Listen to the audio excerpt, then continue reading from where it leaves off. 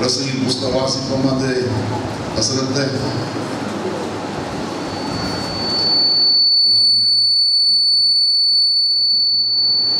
புலம்பலின் புஸ்தகம் 3ஆம் அதிகாரம் 22வது புலம்பல் 3:22. நாம் நிர்மூலமாகாதிருக்கிறது கர்த்தருடைய கிருபையே இரக்கங்களுக்கு முடிவில்லை. அவைகள் காலைதோறும் புதியவைகள். உமது உண்மை பெரிதாயிருக்கிறது. அதனால கர்த்தருடைய கிருபை ஒவ்வொரு நாளும் நாம் பெற்றுக்கொள்ள வேண்டியது அவசியம். அந்தந்த நாளுக்குரிய கிருபையை தாரும் என்று நாம் ஒரு பாடல் பாடுகிறோம். அதனால பாடலின்படியே ஆண்டவரே இன்றைக்கு உங்களுடைய கிருபை எனக்கு அதிகமாய் தாரும். ஏன்னு அந்த கிருபை தான் நம்ம என்ன செய்கிறது, தாங்கி நடத்துகிறதாய் காணப்படுகிறது. எல்லா சூழ்நிலைகளுக்கும் நம்மை வழிநடத்துகிற கிருபை நாம் சார்ந்து ஜீவிப்போமானால் நாம் ஒரு நாள் வெட்கப்பட்டு போக மாட்டோம். இந்த காலை வேளையிலேயும் கர்த்தருடைய நாமத்தினாலே கூடி வந்திருக்கிற உங்கள் யாவரையும் நான் வாழ்த்துகிறேன். விசேஷமாய் இந்த காலை வேளையிலே கர்த்தருடைய ஆவியானவர் என்னுடைய இருதயத்தில் வைத்த ஒரு வசனத்தை உங்கள் முன்பாக நான் வைக்கும்படி பிரயாசப்படுகிறேன். 25ஆம் சங்கீதம் 25 5ஆம் வசனத்தை வாசிப்போம். உம்முடைய சத்தியத்திலே என்னை நடத்தி என்னை போதித்தருளும். நீரே என் ரட்சிப்பின் தேவன். உம்மை நோக்கி நாள் முழுவதும் காத்திருக்கிறேன். அந்த காலையில் உங்களோடு பேச போகிற காரியம் இந்த வசனத்துடைய பிந்தின பகுதி. உம்மை நோக்கி நாள் முழுவதும் என்ன செய்கிறேன், காத்திருக்கிறேன். தாவீது எதற்கு காத்திருந்தார் என்கிற காரியம் வேதத்தில் நிறைய சொல்லப்பட்டிருக்கிறது. கர்த்தருக்காய் காத்திருந்த ஒரு மனுஷன். சங்கீத புஸ்தகத்தை வாசிக்கிற வேளையில 40ஆம் சங்கீதம் முதல் வசனத்தை பாருங்கள். கர்த்தருக்காக பொறுமையுடன் காத்திருந்து அவர் என்னிடமாய் சாய்ந்து என் கூப்பிடுதலை கேட்டார். பயங்கரமான குழியிலும் உளையான சேற்றிலும் இருந்து என்னை தூக்கி எடுத்து என் கால்களை கண்மலையின் மேல் நிறுத்தி என் அடிகளை உறுதிப்படுத்தி நமது தேவனை துதிக்கும் புதுப்பாட்டை அவர் என் வாயிலே என்ன செய்தார், கொடுத்தார். கர்த்தருக்காக பொறுமையோடு காத்திருந்தார். பொறுமையோடு காத்திருக்கிற ஒரு அனுபவம். எதற்கு? கர்த்தாவே நீர் என்னத்தை செய்யும், தூக்கிவிடும், இந்த பொல்லாத குடியிலிருந்து உயர்த்த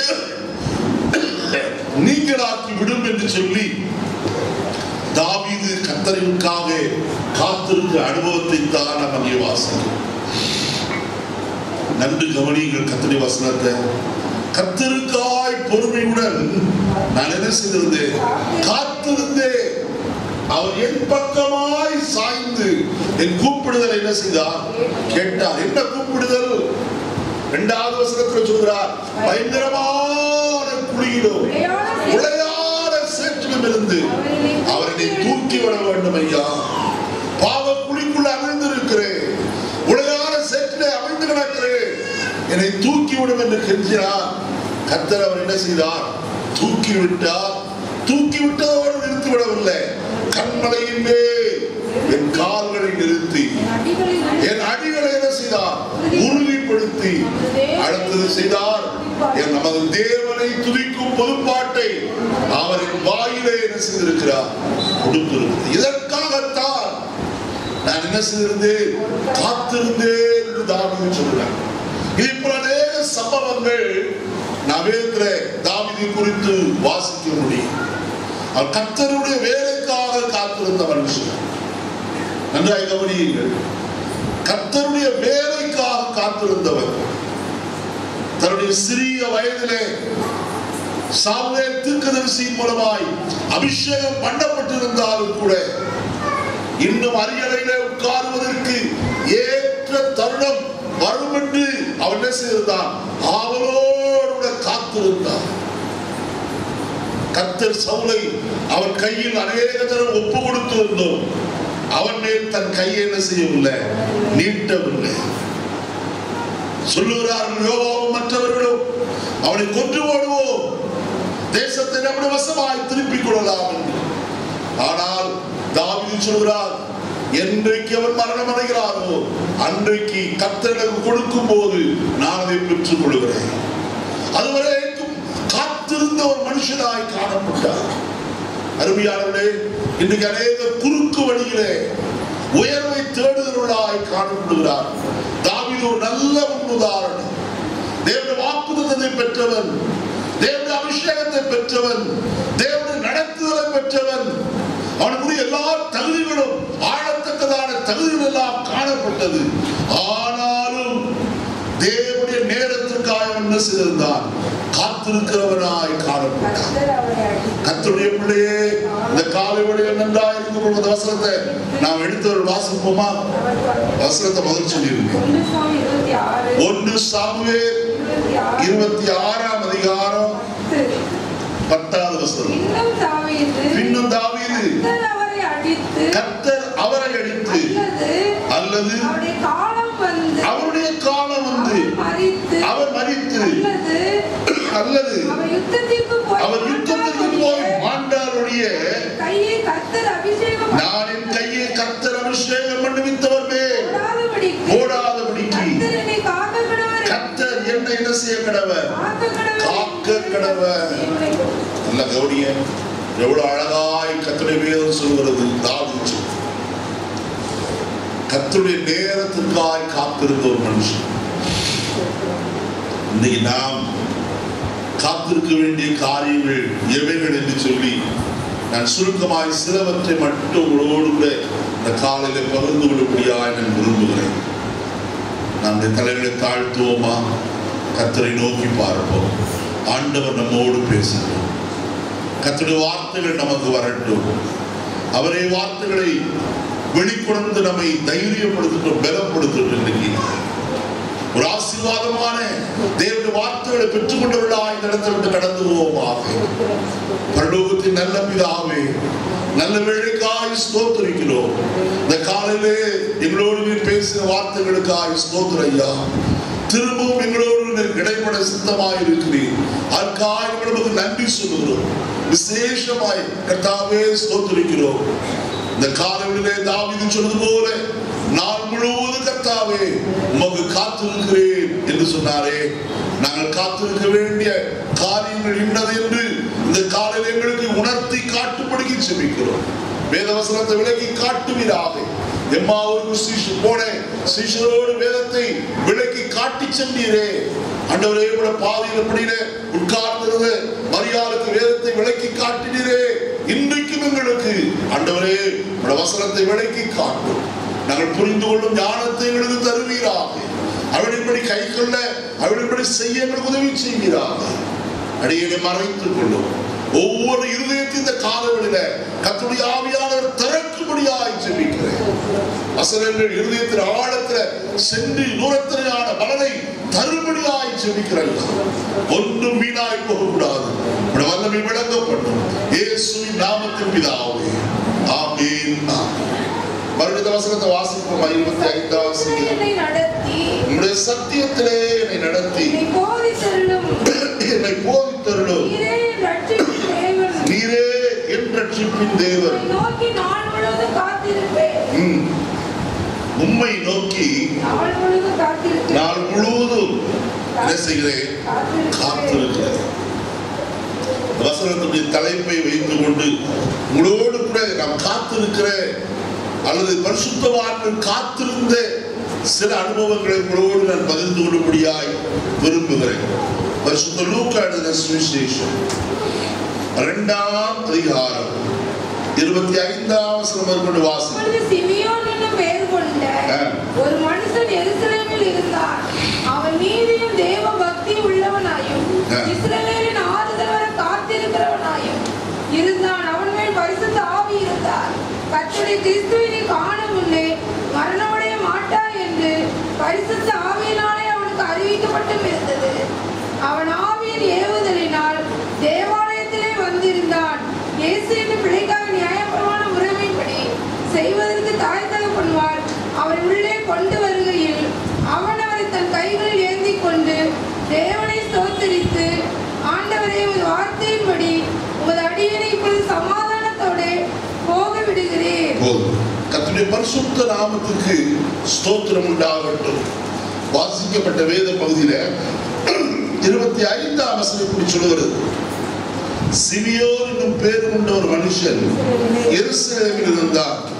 அவன் நீதியும் தேவ பக்தி உள்ளவனாயும் இஸ்ரவேலின் ஆறுதல் வர காத்திருக்கிறவனாயும் இருந்தான் என்று எழுதப்பட்டிருக்கிறது. இஸ்ரவேலுக்கு ஆறுதல். அவர் யார்? நம்முடைய ஆண்டவராகிய இயேசு கிறிஸ்துவினால் மாத்திரமே ஆறுதல் உண்டாயிருக்கும். வேற யாரும் ஆறுதல் செய்ய வல்லவர்கள் இல்லவே இல்லை. நம்முடைய தேவன் ஒருவரே, நம்முடைய ஆண்டவராகிய இயேசு கிறிஸ்து ஒருவரே ஆறுதலின் தேவனாய் காணப்படுகிறார். 2 கொரிந்தியர் 1 அதிகாரத்தில் வாசிக்கும் போது அவர் சகல விதமான ஆறுதலின் தேவனாய் காணப்படுகிறார் என்று எழுதப்பட்டிருக்கிறது. எந்த உபத்திரவத்தில் ஆகியும் அகப்படுவர்களுக்கு நாங்கள் ஆறுதல் செய்யும்படிக்கு எங்களுக்கு நேரிடுகிற எல்லா உபத்திரவங்களிலும் அவரே எங்களுக்கு என்ன செய்கிறவர்? ஆறுதல் செய்கிறவர். அருமையானவர்களே, வேற யாரும் நமக்கு ஆறுதல் கொடுக்க முடியாது. ஒரு மனுஷனையும் ஆற்றி தேற்ற ஒருவராலும் கூடாது. கர்த்தர் ஒரே ஒரு வார்த்தை சொன்னால் போதும். எவ்வளவு பெரிய துக்கத்திலே காணப்பட்ட மனுஷனாய் இருந்தாலும் போதும், அவன் உடனே என்ன செய்வான்? ஆறுதல் அடைகிறவனாய் காணப்படுவான். அதை கவனியுங்கள். மரியாள் கல்லறை தோட்டத்தில் அழுது கொண்டிருக்கிறார். யார் நமக்காய் கல்லை புரட்டுவார் என்று சொல்லி வந்தவள் கல் புரட்டி போட்டு இருக்கிறதை கண்டார். உள்ளே போனபோது இயேசுவின் சரீரத்தை காணவில்லை. வெளியே வந்தால் அங்கே ஒருவர் நின்று கொண்டிருக்கிறார். அவரை தோட்டக்காரன் எண்ணி, ஐயா, நீர் இயேசுவின் சரீரத்தை எடுத்துக் கொண்டது உண்டானால் அவர் வைத்த இடத்தை எனக்கு என்ன செய்யும்? சொல்லும், நான் போய் அதை எடுத்துக் கொள்கிறேன் என்று சொன்னார். அவள் மிகவும் அழுது கொண்டிருந்த போதுதான் இயேசு அவளை பார்த்து மரியாளே என்று ஒரே ஒரு வார்த்தை சொன்னார். வேற ஒன்று இல்லை. அவரே யாரை தோட்டக்காரன் எண்ணினாலோ அவரே இப்பொழுது என்ன செய்கிறார்? பேசுகிறார். மரியாளே என்று பெயர் சொல்லி கூப்பிடுகிறார். பெயர் சொன்ன உடனே அவள் இயேசுவை அறிந்து கொண்டார். இயேசுவே ரபூனி என்ற இடத்தில் ஓடி போகிறது வாசிக்கிறோம். இப்பொழுது அவருடைய துக்கம் எல்லாம் போய்விட்டது. ஆறுதல் நிறைந்தவளாய் காணப்பட்டார். இந்த காலங்களிலே அதே ஆண்டவர் உங்களையும் பெயர் சொல்லி அழைப்பாரானால் நீங்கள் எவ்வளவு ஆறுதல் அடைவீர்கள் என்று எனக்கு தெரியும். அவர் ஒவ்வொரு பெயர் சொல்லி அழைக்கிற தேவன் என்பதை கர்த்தருடைய வேதம் திட்டமும் தெளிவுமாய் நமக்கு போதிக்கிறது. ஆனால் ஒன்று நன்றாய் கவனிப்போம். அருமையான சிமியோன் அநேக நாட்களால் இஸ்ரவேலுக்கு ஆறுதல் வரும் என்று காத்திருக்கிறவனாய் காணப்பட்டார். எப்பொழுது ஆறுதல் வரும், எப்பொழுது விடுதலை வரும், எப்பொழுது இஸ்ரவேலுக்கு இளைப்பாறுதல் வரும் என்று காத்திருக்கிற மனுஷனாய் காணப்பட்டார். கர்த்தருடைய ஆவியானவர் அவரோடு இருந்தார். குறிப்பிட்ட நாளிலே கர்த்தருடைய ஆவியானவர் அவரை பரிசுத்த தேவாலயத்திற்கு போகும்படி என்ன செய்தார்? நடத்துகிறவராய், ஏவி விடுகிறவராய் காணப்பட்டார். அவர் ஆவியின் ஏவுதலினாலே கர்த்தருடைய ஆலயத்துக்கு என்ன செய்தார்? வந்தார். வந்த அவனோடு கூட கர்த்தருடைய ஆவியானவர் இடைபடுகிறவராய் காணப்பட்டார். பிள்ளையை சுமந்த வண்ணமாய் பெற்றோர் உள்ளே பிரவேசிக்கிறார்கள். அவர் சரியாய் இந்த பிள்ளையை தன் கையிலே வாங்கிக் கொண்டு, இப்பொழுது உமது அடியேனை சமாதானத்தோடு என்ன செய்கிறீர்? போக விடுகிறீர். உம்முடைய இரட்சணியத்தை என் கண்கள் என்ன செய்தது? கண்டதையா. உம்முடைய ரட்சிப்பு நான் பார்த்து விட்டேன். என்ன ரட்சிப்பு? அங்க சொல்லும் போது அவர் நிமிதமாய் சொல்லுகிறார். 30வது வசனத்தை வாசிப்போமா? பிரஜாதிகளுக்கு பிரகாசிக்கிற ஒளியாகும், ஜனமாய் இஸ்ரவேலுக்கு மகிமையாகும். தேவரீர் சகல ஜனங்களுக்கு முன்பாக நீர் ஆயத்தம் பண்ணின உம்முடைய இரட்சணியத்தை என் கண்கள் என்ன செய்தது? கண்டதையா. நீர் யார்? பிரஜாதிகளுக்கு பிரகாசிக்கிற ஒளி. இஸ்ரவேல் ஜனத்திற்கு யாராய் இருக்கிறீர்? மகிமையாய் காணப்படுகிறீர். சகல ஜனங்களுக்கு முன்பாக ஆயத்தம் பண்ணின ரட்சிப்பு நீர் ஒருவரே. அருமையானவர்களே, இவர்தான் சகல ஜனத்திற்கு எப்படிப்பட்டவராய் இருக்கிறார்? ஆறுதல் செய்கிறவராய் காணப்படுகிறார். மனுஷன் பாவத்தில் இருக்கும் வரைக்கும் அவருடைய வாழ்க்கையில இளைப்பாறுதல் இல்லை, சந்தோஷம் சமாதானம் இல்லை. ஆனால் பாவத்திலிருந்து மீட்கப்பட்டால் தான் இந்த மனுஷனுடைய வாழ்க்கையில் என்ன வருகிறது? ஆறுதலும் சமாதானமும் வருகிறது. அப்படி மீட்பை உண்டு பண்ணுகிற ஒருவர் கடந்து வரும்படி, அவரால் கிடைக்கிற ஆறுதலை பெறும்படிக்கு காத்திருந்த மனுஷன் சிமியோ தனக்கு மட்டுமல்ல, பிரஜாதிகளுக்கும் இஸ்ரவேல் ஜனங்களுக்கும் சகல ஜனங்களுக்கும் கர்த்தர் ஆயத்தம் பண்ணியிருக்கிற ரட்சிப்பை பார்க்கும்படி அவன் ஆயத்தமாயிருந்தான். அதற்காய் காத்திருந்தான். அவனுக்கு சொல்லப்பட்ட ஒரு வார்த்தை, நீ கிறிஸ்துவை காணும் மட்டும் நீ என்ன செய்வதில்லை? மரணம் அடைவதில்லை. அந்த வார்த்தையை பிடித்துக் கொண்டார். நான் இரட்சணியத்தை காணும் மட்டும் உயிரோடு இருப்பேன். இஸ்ரவேல் ஆறுதலை கண்டுதான் நான் என்ன செய்வேன்? மரணம் அடைவேன். அந்த நாள் என்றைக்கு எப்பொழுது வரும் என்று அவளோடு காத்திருந்தான். நான் ஒன்று சொல்லுகிறேன், கர்த்தருடைய ஆவியானவர்களை சரியான நேரத்தில் வழிநடத்துகிறவராய் காணப்பட்டார். நான் இப்படி சொல்லுகிறேன், தேவ ஆவியானவர் தனக்கு என்றைக்கு வெளிப்படுத்துவாரோ என்று அவரோட சத்தத்தை கேட்க எப்படி இருந்தான்? காத்துக்கொண்டே இருந்தான். இரவு பகலும் எப்பொழுது ஆண்டவரே உங்களுடைய இரட்சணியத்தை நான் காண்பேன், எப்பொழுது இஸ்ரவேலின் ஆறுதல் வரும் எனக்கு சொல்லும். அவரோடு காத்திருந்த மனுஷனுக்கு கர்த்தருடைய ஆவியானவர் குறிப்பிட்ட நாளிலே அவனோடு பேச ஆரம்பித்தான். வசனத்தில் நான் வாசித்தோம் அல்லவா? அவன் பரிசுத்த ஆவியின் ஏவுதலினாலே தேவாலயத்திற்கு போகும்படிக்கு அவனுக்கு என்ன செய்யப்பட்டது? அறிவிக்கப்பட்டது. தேவ ஆவியானவரை ஏவினார். இன்னைக்கு தேவனுடைய ஆவியானவர் நம்மை ஏவுகிறவராய் காணப்படுகிறார். ஆனால் நாம் தான் அசட்டை செய்கிறவர்களாய் காணப்படுகிறோம். சில நேரங்களில் ஜெபிக்கும்படியாய் கர்த்தருடைய ஆவியானவர் நம்மை ஏவுகிறார்.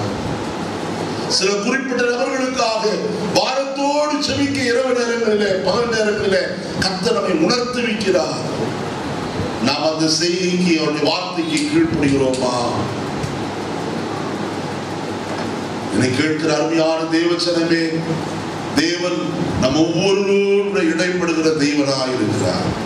அவருடைய சரீரமாகிய சபையிலே ஒரு அங்கம் வாடும் போது, அது உபத்திரவப்படும் போது மற்றொரு அங்கம் அதை தாங்கத்தக்கதாக இவ்விதமாய் உதவி செய்வதற்கு ஆண்டவர் என்ன செய்கிறார்?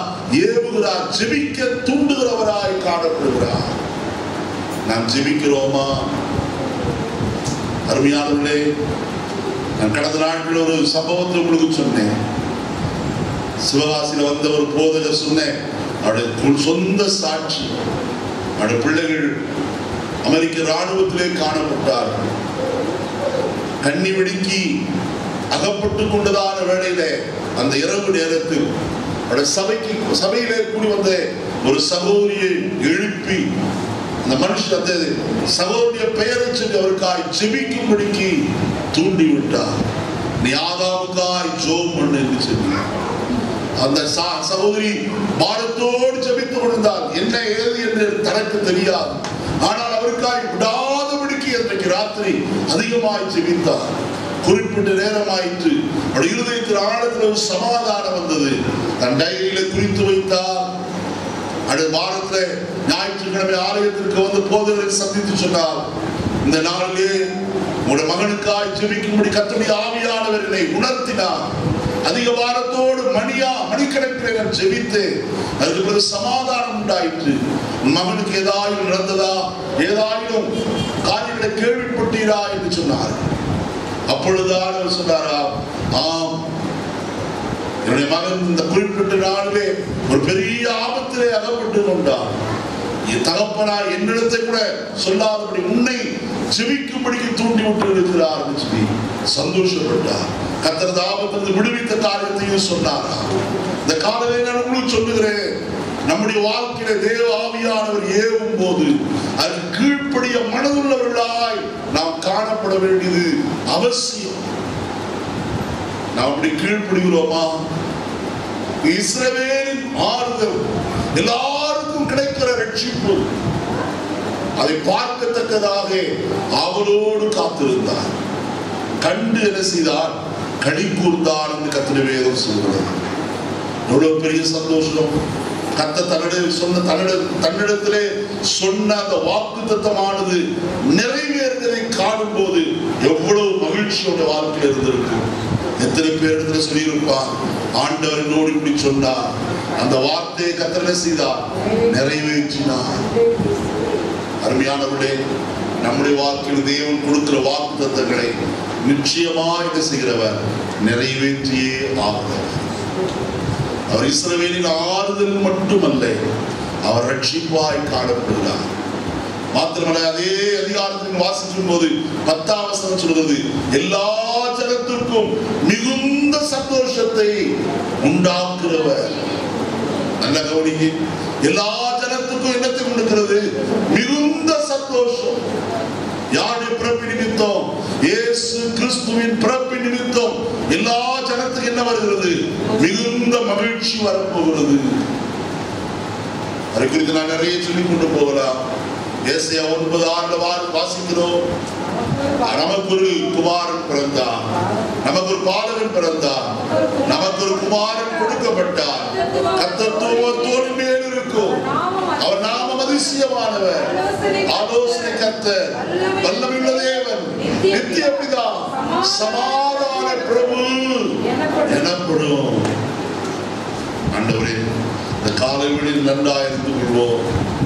நம்முடைய இயேசு கிறிஸ்துவை மீட்பர் என்றும் வேதம் அழைக்கிறதாயிருக்கும். அவர் சகல பாவத்தினின்றோ நம்மை மீட்டு என்ன செய்கிறவர்? ரட்சிக்கிறவராய் காணப்படும் மீட்பர். இப்பொழுது மட்டுமல்ல, பாவத்திலிருந்து மீட்கிறவர் மாத்திரமல்ல, அநீதி நிறைந்த இந்த பொல்லாத பிரபஞ்சத்திலிருந்து நம்மை மறுபடியும் மீட்டுக் கொண்டு நம்முடைய பிதாவாகி தேவனுக்கு முன்பதாய் நம்மை இந்த நித்திய ராஜ்யத்துக்கு என்ன செய்கிறவர்? கொண்டு போகிறவர். ஆயினத்தான் கர்த்தருடைய வேதம் சொல்லுகிறது, மீட்பர் சீக்கிரமாய் என்ன செய்வார்? வருவார். நம்மை மீட்கிறவர் சீக்கிரமாய் வரப்போகிறார். அவருடைய வருகைக்காய் காத்திருவோம். இரண்டாவது காரியத்துக்குள்ள கடந்து போவோம். அப்போஸ்தலர் 1ஆம் அதிகாரம், அப்போஸ்தலர் 1 அதிகாரம் 5ஆம் வசனத்தை வாசிப்போம். ஆகையால் நீங்கள் எருசலேமை விட்டு போகாமல் என்னிடத்தில் கேள்விப்பட்ட பிதாவின் வாக்குத்தத்தம் நிறைவேற காத்திருங்கள் என்று கட்டளையிட்டார். வசனத்தை பாருங்க, இருங்க. 12ஆவது வசனம். அப்பொழுது அவர்கள் எருசலேமுக்கு சமீபமாய் மலையிலிருந்து திரும்பி போனார்கள். வந்தபோது மேல் வீட்டில் ஏறி அங்கே தரித்துக் கொண்டார்கள். கர்த்தருடைய வசனத்தை சற்று கவனிப்போம். ஆண்டவராய் இயேசு கிறிஸ்து தம்முடைய சீஷர்களை பார்த்து கடைசியாய் சொன்ன வார்த்தையில், நீங்களோ உன்னதத்திலிருந்து வரும் பலனால் தரிப்பிக்கப்படும் வரைக்கும் எருசலேம் நகரத்தில் என்ன செய்யுங்கள்? காத்திருங்கள். அங்க போய் இருங்கள் என்று சொன்னார். நீங்க லூக்கா எழுதின சுவிசேஷம் 24ஆம் அதிகாரம் 49ஆம் வசனத்தை வாசித்தால், என் பிதா வாக்குத்தத்தம் பண்ணினதை இதோ நான் உங்களுக்கு அனுப்புகிறேன், நீங்களோ உன்னதத்திலிருந்து வரும் பலனால் தரிப்பிக்கப்படும் வரைக்கும் எருசலேம் நகரத்தில் என்ன செய்யுங்கள், இருங்கள். அப்போஸ்தலர் நடவடிக்கைகளில் சொல்கிறார், எருசலேமை விட்டு போகாமல் என்னிடத்தில் கேள்விப்பட்ட யாவையும் பிதாவின் வாக்குத்தத்தம் நிறைவேற காத்திருங்கள். என்ன செய்தார்கள்? ஒலிவமலையிலிருந்து நேராய் திரும்பி போனார்கள், மேல் வீட்டிலே ஏறினார்கள். கவனிக்கிறோம் கர்த்தருடைய வசனத்தை. பஸ்கா பண்டிகை கொண்டாடி ஆயிற்று, புளிப்பில்லாத அப்ப பண்டிகையின் நாட்களையும் முடித்தாயிற்று. இப்போது வாரங்களின் பண்டிகையாகி பெந்தெகோஸ்தே பண்டிகை ஆசரிக்கிற காலகட்டம். இயேசு 40 நாள் எல்லாருக்கும் உயிரோடு இருக்கிறவராய் காண்பித்தார். ஏறக்குறைய 10 முறைக்கு மேலாக அநேகருக்கு அவர் காட்சி கொடுத்தார். கர்த்தருடைய வேதம் சொல்கிறது. தரிசனத்தெல்லாம் கொடுத்து விட்டு ஒலிவமலைக்கு அழைத்து கொண்டு போய் அவர்களுக்கு முன்பதாய் மறுரூபமாக்கப்பட்டு உயர என்ன செய்யப்பட்டார்? எடுத்துக் கொள்ளப்பட்டார். அப்படி எடுத்துக் கொள்ளப்பட்ட போதுதான் அவர் சொன்ன வார்த்தை இது, நீங்க போய் எருசலேம் நகரத்தில் என்ன செய்யுங்க, பிதாவின் வாக்குத்தத்தம் நிறைவேற காத்திருங்கள். 12 சீஷர் மாத்திரமல்ல, 120 பேராய் இப்பொழுது மேல் வீட்டில் என்ன செய்கிறார்கள்? கூடியிருந்து ஜெபத்திலும் வேண்டுதலிலும் என்ன செய்திருந்தார்களா? தரித்திருந்தார். அது எப்படிப்பட்டவர்களாய்? ஒருமனப்பட்டு they gathered in oneness, a like-minded என்று எழுதப்பட்டிருக்கிறது. ஒரே சிந்தையோடு கூட ஒரு மனதோடு கூட 120 பேரும் அங்கே தரித்திருக்கிறார்கள். யோசித்து பார்ப்போம். எல்லாருக்கும் வேறு சிந்தை இல்லை. எல்லாரும் எப்படிப்பட்ட சிந்தையோடு இருக்கிறார்கள்? பிதாவின் வாக்குத்தத்தம் நிறைவேற வேண்டும்.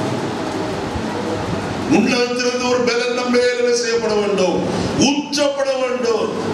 நாம் பலனால் தரிப்பிக்கப்பட வேண்டும் என்று காத்துக் கொண்டிருந்தார்கள். இந்த காத்திருப்பதை குறித்து தான் இந்த காலவெளியில் உங்களோடு சொல்ல விரும்புகிறேன்.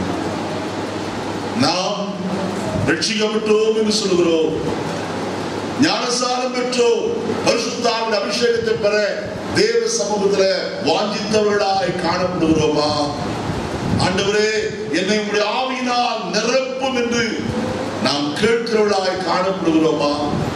பரிசுத்த ஆவியானவர் மிக மிக அவசியமான ஒருவர் என்பதை நாம் மறந்து போகக்கூடாது. எபேசியர் 4ஆம் அதிகாரம் 30வது வசனம் நமக்கு சொல்கிறது, நீங்கள் மீட்கப்படும் நாளுக்கென்று முத்திரையாக பெற்ற தேவனுடைய பரிசுத்த ஆவி என்று எழுதப்பட்டிருக்கிறது. கர்த்தருடைய ஆவியானவர் எப்படிப்பட்டவர்? முத்திரையாய் கொடுக்கப்பட்டிருக்கிறார். எதற்கு? மீட்கப்படும் நாளுக்கென்று. அருமையானவர்களே, நாம் பாவத்திலிருந்து மீட்கப்பட்டோம்.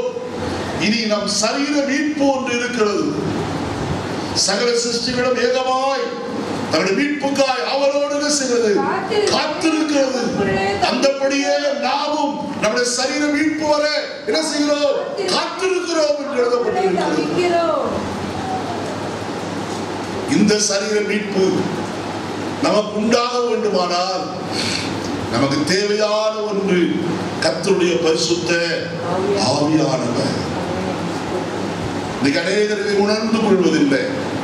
ஆவியானவர் தங்களுக்கு கொடுக்கப்பட்டது எதற்கு என்று உணர்ந்து கொள்ளாதபடிக்கு இன்னைக்கு ஆட்டமும் சாட்டமும் கொண்டாட்டமுமாய்த்தான் காணப்படுகிறது. அருமையானவர்களே, ஒரு கர்த்தருடைய பிள்ளை உண்மையாய் ரட்சிக்கப்பட்டு ஞானஸ்நானம் பெற்று கர்த்தருடைய ஆவியை பெற்றிருப்பார் என்று சொன்னால் அவருடைய வாழ்க்கை மறுரூபமடைந்து கொண்டே இருக்கும். ஒவ்வொரு நாளும் கிறிஸ்துவின் சாயலாய் என்ன செய்வார்? மாறிக்கொண்டிருப்பார். தேவ வல்லமையினால இடைகட்டப்படுகிறவனாய் காணப்படுவார்.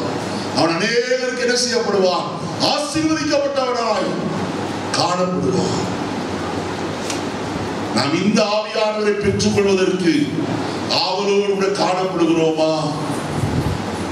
50வது நாள் வந்தது.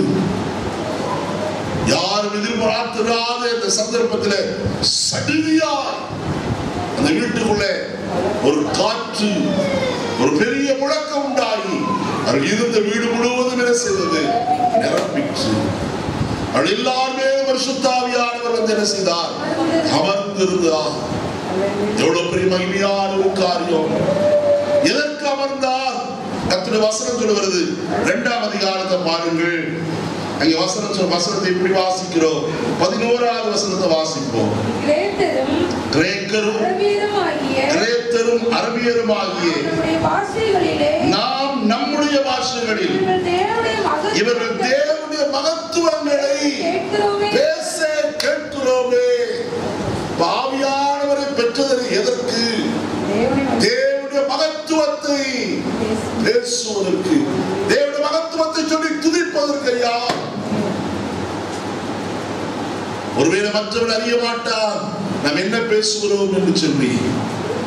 ஆனால் நாம் பேசுகிறது எது? நம்முடைய தேவனை புகழ்ந்து துதிக்கிறவர்களாய் காணப்படும். அப்படி துதிக்க துதிக்க துதிக்க அவருடைய நாமம் என்ன செய்யப்படுகிறது? மகிமைப்படுகிறதாய் காணப்படுகிறது.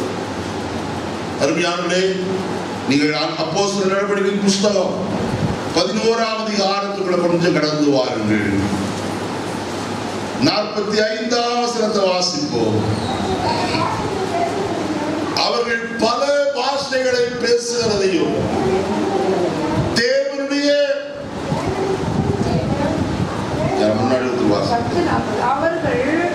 அவர்கள் பல பாஷைகளை பேசுகிறதையும் தேவனை புகழ்கிறார்கள்.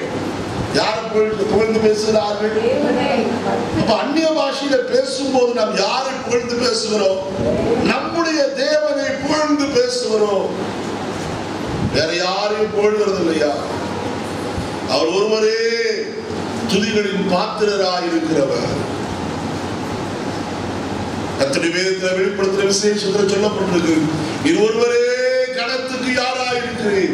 ஸ்தோத்திரத்துக்கும் கணத்துக்கும் மகிமைக்கும் பாத்திரராய் இருக்கிறீர். வேற ஒருவர் இல்லை.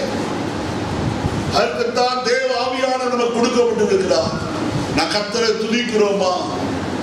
நம்மை ஆடி பாடுவதுதான் கர்த்தருடைய ஆவியானவர் கொடுக்கப்பட்டிருக்கிறார் நினைக்கிறோம். கர்த்தரை எவ்வளவாய் துதித்திருக்கிறோம். அந்நிய பாஷையில பேசி கர்த்தரை புகழ்ந்த நேரங்கள் எவ்வளவு! நீங்கள் அவரை புகழும் போது அவர் உங்களாலே புகழப்படுகிற வேளையில உங்களையும் அவர் என்ன செய்கிறவர்? புகழ்ச்சி அடைய பண்ணுகிறவராய் காணப்படுவார். அவர் உங்களை உயர்த்துவார், உங்களையும் அவர் ஆசீர்வதிக்கிறவராய் காணப்படுவார். அருமையானவர்களே, சாதாரண அப்போஸ்தலர்கள், சாதாரண மீன் பிடித்துக் கொண்டிருந்தவர்கள் தேவ ஆவியினால் நிரப்பப்பட்ட பிறகு அவருடைய காரியங்கள் எல்லாம் என்னவாய் மாறிற்று?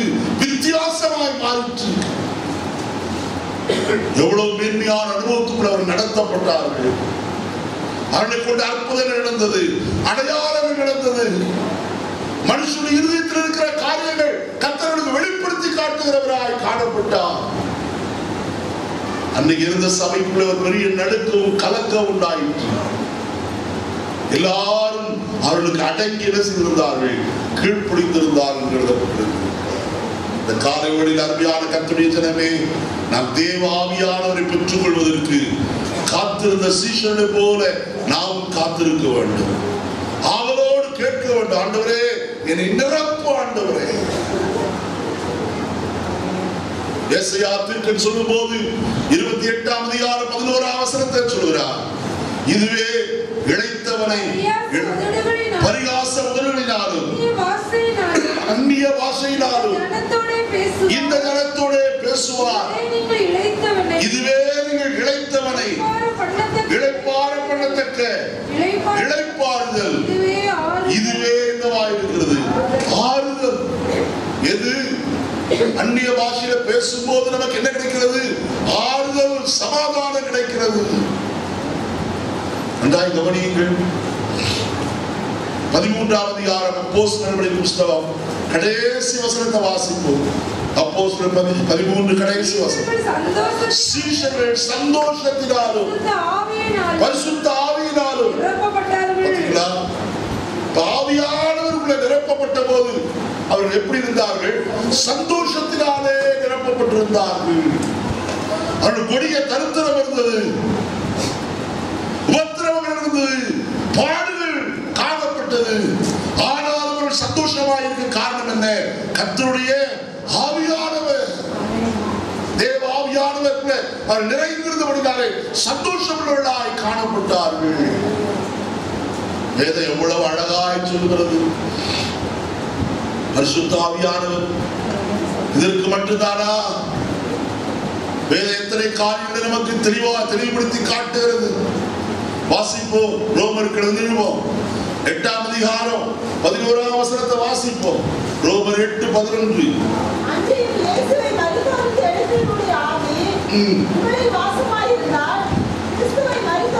கிறிஸ்துவை மரித்தோர் எழுப்பினவர் உங்களில் வாசமாயிருக்கிற தம்முடைய ஆவியினாலே சாவுக்கு ஏதுவான உங்கள் சரீரங்களையும் என்ன செய்வார்? உயிர்ப்பிப்பார். உங்கள் சரீரம் எப்படிப்பட்டது? சாவுக்கு ஏதுவானது. நல்ல கவனிங்க, இது செத்து போகத்தக்கது. சாவுக்கு ஏதுவானது சரீரத்தை கர்த்தர் என்ன செய்கிறாராம்? உயிர்ப்பிக்கிறார். அதுக்குள்ள உயிர் வீழ்ச்சியை கொடுக்கிறவராய் காணப்படுகிறார். அருமையானவர்களே, கர்த்தருடைய மகிமையின் நாள் ஒன்று வரும். அப்பொழுது கிறிஸ்துவுக்குள் மரித்தவர்கள் முதலாவது செய்வார்கள், எழுந்திருப்பார்கள். காரணம் என்ன தெரியுமா? கிறிஸ்துவினுடைய ஆவியானவர் அவருடைய சரீரத்துக்குள்ளே, அவருடைய எலும்புகளுக்குள்ளே என்ன செய்திருக்கிறார்? வாசம் பண்ணி கொண்டிருக்கிறார். அவர் மரித்தாலும் கர்த்தருடைய ஆவியானே வல்லமை அவர்களுக்குள்ளே தங்கி இருக்கிறது. எக்கால சத்தம் நுரிக்கும் போது எல்லாரும் உயிரோடு செய்வார்கள், எழும்புகிறவர்களாய் காணப்படுவார். இதற்காகத்தான் கர்த்தருடைய ஆவியானவர் நமக்கு என்ன செய்யப்பட்டிருக்கிறார்? கொடுக்கப்பட்டிருக்கிறார் என்பது எவ்வளவு மேன்மையான காரியம். பெற்றுக்கொண்ட ஆவியானவரை காத்துக்கொள்ள வேண்டியது அதை பார்க்கலும் மேன்மை என்று உங்களுக்கு சொல்கிறேன். ஒரு நாள் பரிசுத்த ஆவியானவர் என்ன செய்யாதீர்கள்? துக்கப்படுத்தாதீர்கள். பரிசுத்த ஆவியானவரை விட்டு விலகாதபடி அவரை கோபப்படுத்தாமலும் அவருக்கு பிரியமில்லாத காரியத்தை செய்யாமலும் பார்த்துக் கொள்ளும். அவர் எப்பொழுது நம்முடனே என்ன செய்யட்டும்? வாசமாயிருக்கட்டும். மூன்றாவது காரியம் வாசிப்போம். அப்போஸ்தலர் 10ஆம் அதிகாரம், அப்போஸ்தலர் 10ஆம் அதிகாரம் 24ஆம் வசனத்தை வாசிப்போம். மறுநாளிலே செசரியா பட்டணத்தில் பிரவேசித்தார்கள்.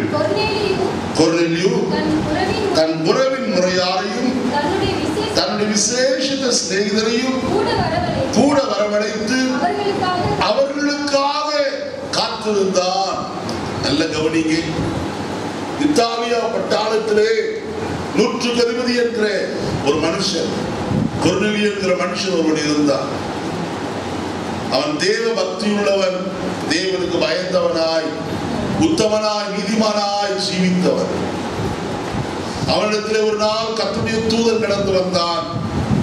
கொர்நேலியுவே, உன் வேண்டுதல் கேட்கப்பட்டது. நீ இப்பொழுது ஆள் அனுப்பி பேதுருவை என்ன செய்? வரவழை. அவன் 2 தேவ பக்தியுள்ள மனுஷர்களை அழைத்து அவர்களை போய் பேதுருவை அழைத்து கொண்டு வரும்படி சொல்கிறார். பேதுரு செசரியாவிலே காணப்படுகிறார். அவனை அழைத்து கொண்டு வந்தார்கள்.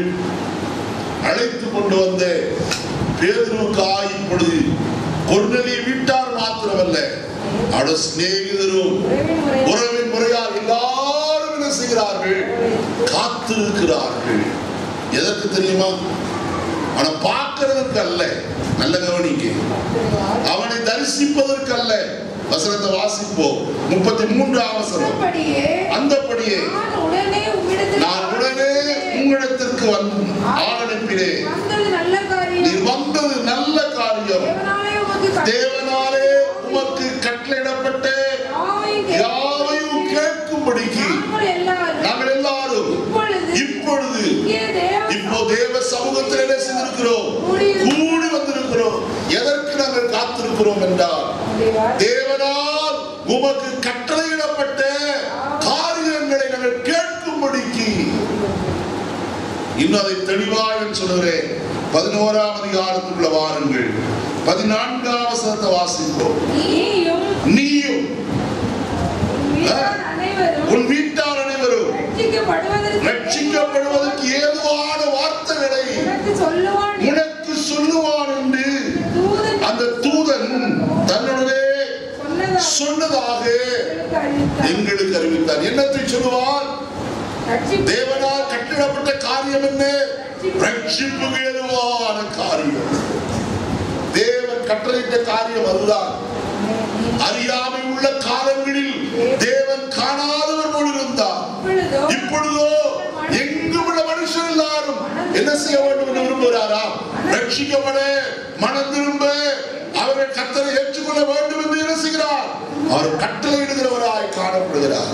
வசனத்தை பாருங்களேன். 16ஆம் அதிகாரம் 30வது வசனத்தை வாசிப்போம்.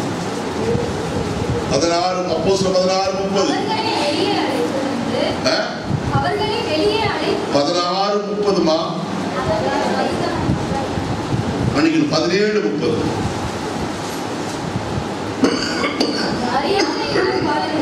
அறியாமை உள்ள காலங்களை தேவன் காணாதவர் போல இருந்தார்.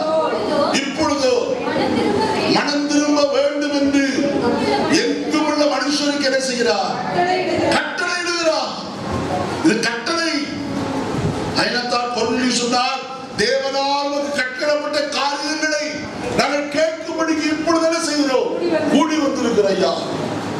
தூதரின் இடத்துல சொன்னார், அவன் வந்து ரட்சிப்புக்கு ஏதுவான காரியத்தை உங்களுக்கு என்ன செய்வான்? அறிவிப்பான் என்று சொல்லி இதோடு நாங்கள் காத்திருக்கிறோம். சொல்லும் அவன் வசனத்தை பேசினான். நல்ல கவனிங்க. கர்த்தருடைய வார்த்தையை பேரு அவர்களோடு பேசிக் கொண்டிருந்தார். பேசிக் கொண்டிருக்கும் போதே ஒரு பெரிய ஆசீர்வாதம் அவர்கள் மேல் கடந்து வந்தது. அது காரணம் என்ன தெரியுமா? நான் அதை சொல்லி அடுத்ததுக்குள்ள வருகிறேன். வாசிப்போம். யாக்கோபின் நிருபம். யாக்கோபின் நிருபம் முதல் அதிகாரம் 21வது வசனத்தை வாசிப்போம். ஆகையால் எல்லாவித அழுக்கையும் கொடிய துர்க்குணத்தையும் ஒழித்துவிட்டு உங்கள் உள்ளத்தில் நாட்டப்பட்டதாயும் உங்கள் ஆத்துமாக்களை ரட்சிக்க வல்லமை உள்ளதாயும் இருக்கிற கர்த்தருடைய வசனத்தை சாந்தமாக செய்யுங்கள்.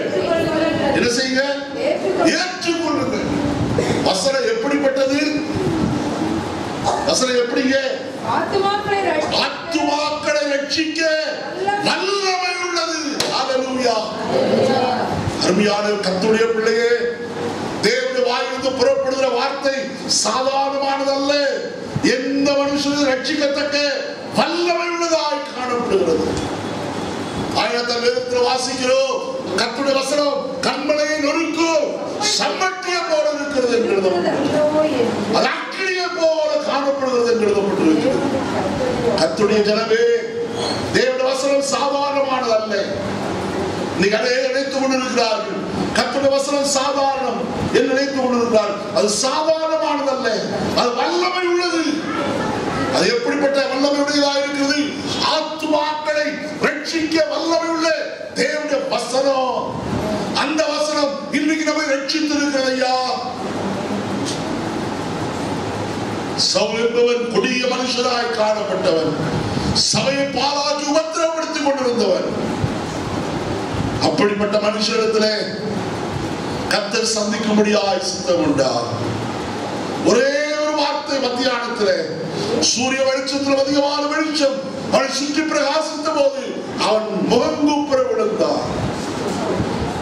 அவன் விழுந்த போது, சவுலே சவுலே, நீயே என்னை துன்பப்படுத்துகிறாய், முள்ளில் உதைக்கிறது உனக்கு கடினமாம் என்று சொன்னார். இந்த வார்த்தைகளை கேட்டவுடனே, ஆண்டவரே நீர் யார் என்று கேட்டார். இயேசு சொன்னார், நீ துன்பப்படுத்துகிற இயேசு நானே. இந்த வார்த்தை தான் ஐயா அவருடைய வாழ்க்கையில் ஒரு பெரிய மாற்றத்தை கொண்டு வந்தது. புதிய மனுஷனாய் மாற்றப்பட்டார். அதே கர்த்தருடைய நாமத்தை, கர்த்தருடைய வசனத்தை சுமந்தவனாய் தேசங்கள் கடந்து போய் பிரசங்கம் பண்ணுகிறவனாய் காணப்பட்டார். நம்முடைய கர்த்தருடைய வார்த்தை சாதாரணமானதல்ல, அது வல்லமை உள்ளதாய் இருக்கிறது என்று கர்த்தர் வேதம் சொல்லுகிறது. எப்படிப்பட்ட வல்லமை உள்ளதாய் இருக்கிறது? எபிரேயர் நிருபம் 4ஆம் அதிகாரம் 12ஆம் வசனத்துக்கு வருவோம். தேவனுடைய வார்த்தையானது ஜீவனும் வல்லமை உள்ளதாயும் இருபுறமும் கருப்புள்ள எந்த பட்டயத்திலும் கருக்கானதாயும் ஆத்துமாவையும் ஆவியையும் ஊனையும் கணுக்களையும் பிரிக்கத்தக்கதாக உருவ குத்துகிறதாயும் இருதயத்தின் நினைவுகளையும் யோசனைகளையும் வகையறுக்கிறதாயும் இருக்கிறது. அவருடைய பார்வைக்கு மறைவான சிருஷ்டி ஒன்றுமில்லை. இந்த காலவெளியில் ஒன்றை அறிந்து கொள்வோம். தேவனுடைய வல்ல வார்த்தை வல்லமை உள்ள ஒரு பட்டயத்தை போல காணப்படுகிறது. அதனால் அது குத்துகிறது. அவர் தங்கள் இருதயத்தில் குத்தப்பட்டவர்களாகி ஆண்டவன்மாரே நாங்கள் ரட்சிக்கப்பட என்ன செய்ய வேண்டும் என்று கேட்டார். வசனம் ஒரு மனுஷனுடைய இருதயத்தை பிளந்து விடுகிறதா இருக்கிறது. எப்பேற்பட்ட கடினமுள்ள மனதும் கர்த்தருடைய வசனத்துக்கு முன்பதா என்ன செய்கிறது?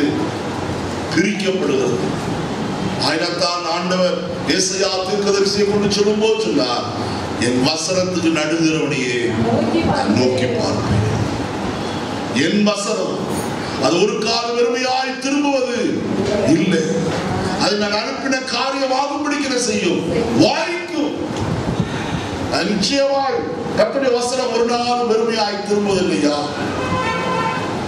தேவனுடைய வசனம் தான் சுகமாக்க வல்லமை உள்ளது. இயேசு சொன்னார், இப்பொழுது நீ போகலாம், அதிக கேடானது வராதபடி உனக்கு இனி என்ன செய்யாதே, பாவம் செய்யாதே. உன் படுக்கை எடுத்துக்கொண்டு என்ன செய், நட. தேவனுடைய வார்த்தை வந்தவன் உடனே 38 வருஷமாய் படுத்து கிடந்தவன் எழுந்து போகிறவனாய் காணப்பட்டான். இயேசு சொன்னார், உன் கையை நீட்டு என்று சொன்னார். சூப்பின உருப்படையவன் கையை நீட்டினார், மறு கையை போல காணப்பட்டது. கல்லறைக்கு போவதாய் நின்று கொண்டு லாசருவே வெளியே வா என்றார். வெளியே புறப்பட்டு வருகிறவனாய் காணப்பட்டார். கர்த்தருடைய வார்த்தை எவ்வளவு வல்லமை உள்ளது! அது சாதாரணமானது இல்லையா? அதை குறித்து சங்கீதங்களில் வாசிக்கும் போதுதான் நமக்கு தெரியும். சங்கீதக்காரனாகிய தாவீது சங்கீதத்தில் இவ்விதமாய் சொல்றான். சற்று நான் வேகமாய் போக விரும்புகிறேன், வாசிப்போமா? கர்த்தருடைய சத்தம். வாசி 29ஆம் சங்கீதம் வாசிப்போமா? 5ஆவது வசனம். கர்த்தருடைய சத்தம் கேதுரு மரங்களை முறிக்கிறது. கர்த்தர் லீபனோனின் கேதுரு மரங்களை முறிக்கிறார். அவர்கள் கன்று குட்டிகளைப் போலவும் லீபனோனையும் சீரியோனையும் காண்டாமிருக குட்டிகளைப் போலவும் துள்ள பண்ணுகிறார். கர்த்தருடைய சத்தம் அக்கினி ஜுவாலைகளை என்ன செய்யும்? போதையா. கர்த்தருடைய சத்தம் எப்படிப்பட்டது? அவருடைய வசனம் எவ்வளவு பெரியது என்று வாசிக்கிறோம். சங்கீதம் 19 கொஞ்சம் வாசிப்போமே. 12 வசனத்தை மட்டும் வாசிப்போம். 7ஆம் வசனத்தை வாசியுங்கள். கர்த்தருடைய வேதம் குறைவற்றதும் ஆத்துமாவை உயிர்ப்பிக்கிறதுமாய் இருக்கிறது. கர்த்தருடைய சாட்சி சத்தியமும் பேதை ஞானியாக்குறதுமாய் இருக்கிறது. கர்த்தருடைய நியாயங்கள் செம்மையும் இருதயத்தை சந்தோஷிப்பிக்கிறதுமாய் இருக்கிறது. கர்த்தருடைய கற்பனை தூய்மையும் கண்களை தெளிவிக்கிறதுமாய் இருக்கிறது. போதியா. 10ஆம் வசனத்தை வாசிப்போமா? அவள் பொன்னிலோ மிகுந்த பசுமொழிலோ விரும்பப்படத்தக்கதோ தேனிலோ தேன் ஊற்றுவது உணவு தெளிதேனிலோ மதுரமுள்ளதாக இருக்கிறது.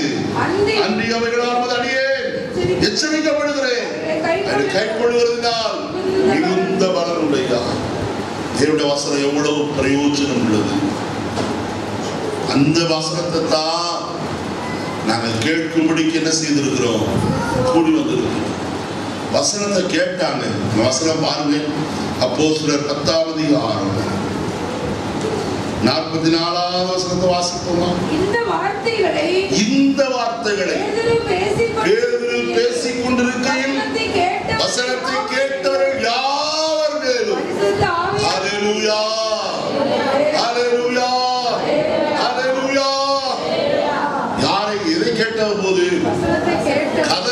எழுதுவதல்லையா? இன்னைக்கு அநேகர் கதை அடிக்கிறாங்க. நிறைய புஸ்தகத்துல கதையை எழுதிட்டு வந்து ஒரு வசனம் சொல்லி 7 கதையை பேசுறாங்க. நான் குறையாய் சொல்லவில்லை. வேத வசனத்தை பேசுறதுக்கே நேரம் பத்தல, கதை எங்கே போய் சொல்வது? வேத வசனம் நிறைந்த ஒரு ஆறுதலை நமக்கு தரும். இந்த காலைவெளியில் ஒன்று உங்களுக்கு சொல்கிறேன், வசனத்தை அவன் பேசிக் கொண்டிருக்கையிலே கர்த்தருடைய ஆவியானவர் எல்லாரையும் என்ன செய்தார்? பரிசுத்த ஆவியினாலே நிரப்பினார். அவர் தேவனை புகழ்ந்து என்ன செய்தார்கள்? துதித்தார்கள். இந்த காலையில் இந்த 3 காரியங்களோடு நான் முடிக்கிறேன், நேரம் இல்லை. முதலாவது சொன்னேன், இஸ்ரவேலின் ஆறுதல் வர காத்திருந்த ஒரு பரிசுத்தவானாகிய சிமியோன், தேவனுடைய வாக்குத்தத்தம் நிறைவேற காத்திருந்த 120 பேர், தேவனுடைய ரட்சிப்புக்கு ஏதுவான வார்த்தைகளை கேட்க கூடி வந்திருந்த கொர்நேலியு விட்டார். எல்லாரும் எழுந்திருப்போமா? கர்த்தரை நோக்கி பார்ப்போம். அநேக காரியங்கள் உண்டு, நேரமில்லாதபடினாலே நான் சுருக்கி வைத்திருக்கிறேன்.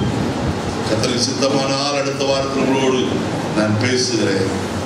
இந்த காலையில கர்த்தரை நோக்கி பார்ப்போமே. கர்த்தருடைய ஜனமே, நீ எதற்கு காத்திருக்கிறாய்? சங்கீதக்காரன் சொன்னாலே, நாள் முழுவதும் உம்மை நோக்கி காத்திருக்கிறேன் ஐயா. இஸ்ரவேலுக்கு ஆறுதல் செய்ய வருவார்னு சொல்லி காத்திருந்த சிமியோனை போல நீ கர்த்தருக்காய் காத்திருக்கிறாயா? அவர் உனக்கு ஆறுதல் செய்வாரையா? வேற யாரும் உனக்கு ஆறுதல் செய்ய முடியாது. நீ ஒருவேளை துக்கத்தில் காணப்படலாம், ஒருவேளை வேதனை அனுபவத்தில் காணப்படலாம், ஒருவேளை நெருக்கத்தின் மத்தியிலே நீ காணப்படலாம். உடைய வியாகுலங்களை யாருக்கும் சொல்லக்கூடாத நிலைமையில இந்த காலவெளியில் இந்த அறைவிட்டு நீ வந்திருக்கலாம். கர்த்தருடைய பிள்ளையே, உனக்கு ஆறுதல் செய்கிறவர் இந்த காலவெளியில் உன்னை தேடி வந்திருக்கிறார். இஸ்ரவேலுக்கு ஆறுதல் செய்கிறவர் உன்னை தேடி வந்திருக்கிறார் ஐயா. நீயா இன்றைக்கு இந்த காலவெளியிலே இந்த கூடாரத்துக்குள்ள இந்த அறைவிட்டுக்குள்ள நீ வரவில்லை, கர்த்தர் உன்னை கொண்டு வந்திருக்கிறார் நிச்சயமாக சொல்வேன். உனக்காகவே இந்த காலவெளியிலே கர்த்தர் இந்த வார்த்தையை அனுப்புகிறார் தைரியமாக சொல்வேன். ஏன் தெரியுமா? தேவாவியானவர் என் இருதயத்தில் இந்த வார்த்தைகளை போடும் போது அவர் சொன்னார், நீ தைரியமாய் பேசு என்று சொல்லி, நான் தைரியமாக சொல்கிறேன். கர்த்தருடைய பிள்ளையே, நீ ஆறுதல் நீ தவித்துக் கொண்டிருக்கிற நிலையை கர்த்தர் கண்டிருக்கிறார். நீ எது நிமித்த ஆறுதல் இல்லாதபடிக்கு இருக்கிறாயோ, இன்றைக்கு அந்த ஆறுதலில் தேவனை தேடி வருகிறார். அவர்தான் உனக்கு ஆறுதல். இஸ்ரவேலுக்கு ஆறுதல் செய்கிறவர் உனக்கு ஆறுதல் செய்ய பொறுப்பானவர். இஸ்ரவேலுக்கு ரட்சிப்பாய் இருக்கிறவர் அவர் உனக்கு ரட்சிப்பின் கேடயமாய் காணப்படுகிறவர். இஸ்ரவேலை வெட்கப்படாதபடிக்கு செய்தவர் முகங்களை பிரகாசிக்கப்பட்ட கர்த்தர் உன்னையும் தேடி வந்திருக்கிறார். உன் இருதயத்தின் ஆழத்தில் தன்னுடைய ஆறுதலை தருகிற கர்த்தர். சங்கீதக்காரனாகிய தாவீது சொல்லும் போது, உம்முடைய ஆறுதல்கள் என்னை சந்தோஷப்படுத்துகிறது. கர்த்தருடைய ஆறுதல் தான் நம்மை தைரியப்படுத்து. யார் உனக்கு ஆறுதல் செய்ய முடியாது. கர்த்தருடைய கிருபை, கர்த்தருடைய ஆறுதல் இந்த காலைகளில் உனக்கு தேடி வருகிறது. இரண்டாவது காரியம், பிதாவின் வாக்குத்தத்தம் நிறைவேற காத்திருந்த 120 பேர். தேவனுடைய வாக்குத்தத்தம் நிறைவேறுவதற்காக 120 பேரும் கர்த்தருடைய கட்டளையின்படி எருசலேம் நகரத்தில் தங்கியிருந்தார். பெந்தைக்கோஸ்தே நாள் வந்தபோது உன்னதத்திலிருந்து பலன் அவர்கள் மீது ஊற்றப்பட்டது. தேவனை புகழ்ந்து துதிக்கிறவர்களாய் காணப்பட்டார். கர்த்தருடைய பிள்ளையே, உன்னையும் நிரப்புவதற்கு அவர் காத்திருக்கிறவர். உன்னை பரிசுத்த ஆவியினால நிரப்ப அவர் அவளோடு இருக்கிறார். கேட்கிற எவனும் பெற்றுக் கொள்வார். தமக்கு கீழ்ப்படிகிறவர்களுக்கு தேவன் தந்த பரிசுத்த ஆவி என்று வேதம் சொல்கிறது. பரிசுத்த ஆவியினாலே நிரப்ப அவர் உண்மை உள்ளவராக இருக்கிறார். அவருடைய ஆவினாலே நிரப்பப்படுவாயானால் நீ வேறு மனுஷனாய் மாறுவாய். கர்த்தருடைய வல்லமையினாலே நிரப்பப்படுவாய். நீ யாதொன்றுக்கு பயப்பட மாட்டாய். நீ தைரியமுடையவனாய் காணப்படுவாய். கர்த்தருடைய ஆவியானவரை நிரப்பும் போது நீ சாட்சியாய் நிற்பாய். இந்த காலையில் அந்த ஆவியானவரை நிரப்ப காத்திருக்கிறார். மூன்றாவது காரியம் நான் சொன்னேன், தேவனால் கட்டளிடப்பட்ட காரியங்கள் கேட்கும்படி நீங்க கூடி வந்திருக்கிறோம். ரட்சிப்புக்கு ஏதுவான வார்த்தைகளை அவனுக்கு சொல்லுவார் சொன்னார். கர்த்தருடைய வார்த்தைகள் வல்லமை உள்ளதையா, ஆத்துமாவை ரட்சிக்க வல்லமை உள்ளது. படுகுழிக்கியா அழிவின் குழிக்கு தப்புவிக்க வல்லமை உள்ள கர்த்தருடைய வசனம் உன்னை ரட்சித்து உன்னை பரலோக ராஜ்யத்துடைய பிரஜையாய் மாற்ற போதுமானது. இந்த வசனத்தை அர்ப்பணிப்பாயானால் வசனம் உன்னை மாற்றும். வசனம் உன்னை பரிசுத்தவானாய் மாற்றும். வசனம் உன்னை கிறிஸ்துவை போல மாற்றும், மறுபடைய பண்ணும். தேவ வசனத்திற்கு உன்னை அர்ப்பணிப்பாயா? ஆண்டவரே, உன்னோட வசனத்துக்கு நாங்கள் கீழ்ப்படுகிறோம். உன்னோட வசனம் தான் நீங்கள் ஆறுகிறோம். உன்னோட வசனம் தான் எங்களை தைரியப்படுத்தும். உன்னோட வசனம் ஒன்றே எங்களை ரட்சிக்க போதுமானது. இந்த வசனத்தை எங்களுக்கு தாரையா. ஒவ்வொரு நாளும் தன்னோட வசனத்தை கொண்டு நம்மோடு பேசுகிறவர், ஒவ்வொரு நாளும் நம்மை உற்சாகப்படுத்துகிறவர். அவருடைய வசனங்கள் நமக்கு மிகுந்த வல்லமையை கொடுக்கிறதா இருக்கிறது. நாம் எதற்கு காத்திருக்கிறோம்? ஒரு விஷயம் கூட சிந்தித்து பார்ப்போம். ஆறுதலுக்காய் காத்திருக்கிறாயா? இயேசு உள்ளத்திலே வந்தால் அது ஆறுதல். அவரை ஏற்றுக்கொண்டால் நிறைந்த சமாதானம் எனக்கு கிடைக்கும். அதற்கு நீ காத்திருக்கிறாயா? பரிசுத்த ஆவியானவர் உன்னிடத்திலே வருவார், நீ பலனடைவாய். அதற்கு காத்திருக்கிறாயா? ரட்சிப்புக்கேற்ற வார்த்தை உனக்கு வருமானால் நீ ரட்சிக்கப்படுவாய், நீ பரிசுத்தவானாய் மாறுவாய். அதற்கு காத்திருக்கிறாயா? எதற்கு காத்திருக்கிறாய்? இன்னைக்கு ஜெபிப்போமா? பரலோகத்து நல்ல பிதாவே, நல்ல வேளைக்காய் ஸ்தோத்திரம். இந்த காலை நேரத்தில் எங்களோடு பேசின வார்த்தைகளுக்காக உங்களுக்கு நன்றி சொல்லுறையா. இஸ்ரவேலின் ஆறுதல் வரை காத்திருந்த சிமியோனை போல பிதாவின் வாக்குத்தத்தம் நிறைவேற காத்திருந்த சீஷர்களை போல தேவனால் கட்டளிடப்பட்ட காரியங்களை கேட்கும்படி கூடி வந்திருந்த காத்திருந்த கொர்நேலிய வீட்டாரை போல இந்த காலையில் நாங்கள் இருக்கிறையா. எங்களுக்கு ஆறுதல் தாரும். வல்லமையின் அபிஷேகத்தை எங்கள் ஊற்றும். வசனத்தினாலே எங்களுக்கு ஒரு பெரிய மாற்றத்தை, பாவ மன்னிப்பை எங்களுக்குள்ளே கட்டளையிடும். கிருபைகளை சூழ்ந்திருக்கட்டை என்னை தொடர்ந்து நடத்தும். வசனம் கேட்டு யாவர் ஆசீர்வதியும். யாரெல்லாம் அந்த காட்சியை பார்க்கிறார்களோ அவர்களும் ஆசீர்வதிக்கப்படும்படியாக ஜெபிக்கிறோம். கிருபை தங்கி இருக்கட்டும். மாறாதவரை காயப்படுத்தும். மீட்பர் இயேசுவின் நாமத்தில் பிதாவே. பாடல் பாடுவோம். கர்த்தருக்காக நாம் காணிக்க